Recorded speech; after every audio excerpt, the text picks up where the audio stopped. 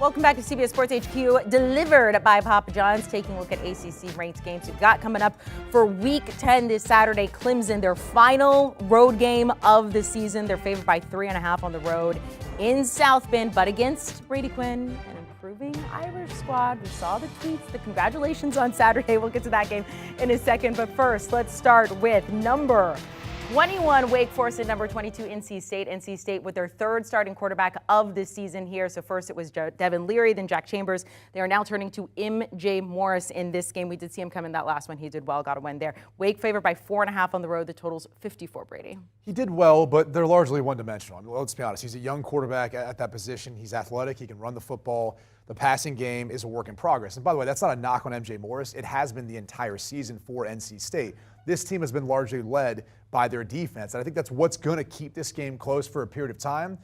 But look, Wake Forest stumbled last week, and that was their own doing. I mean, they had, 8 turnovers in total? I mean, it was an unbelievable second half. I've never witnessed anything like that before in my life.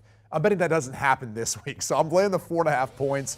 I think Wake's a much better team than what they showed versus Louisville. They get back on track here, and unfortunately for NC State, Danny, that one-dimensional ability I think catches up with them. Nobody walks into Carter Finley Stadium and walks away unscathed. That's what I'm worried about for Wake Forest. I actually like the pass game which they had with MJ Morris. They were down 21-3, remember? Oh yeah, they're not. It actually is a really good place to play. They bring a lot of energy. It doesn't have the size and the overwhelming spectacle that some of these stadiums do. But I think with MJ Morris, we saw them down 21-3 against Virginia Tech. Then he brings them roaring back to get the win.